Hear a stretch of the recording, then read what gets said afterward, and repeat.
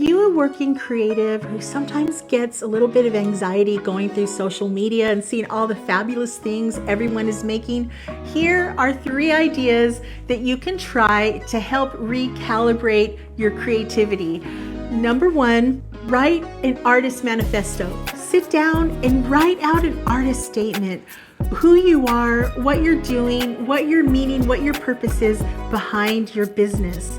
And number 2, really drill down and label what your secret sauce is. What is it about you that makes you different from everyone else?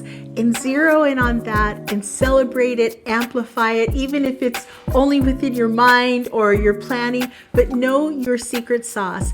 And number 3, change your routine. If you wake up every morning and drink the same type of coffee and start on the same thing, switch it up. Do everything backwards. Incorporate new things into your day to keep the energy interesting. I hope these tips help. Let me know what you do to help with your creative mental health, and check out my description for even more ideas.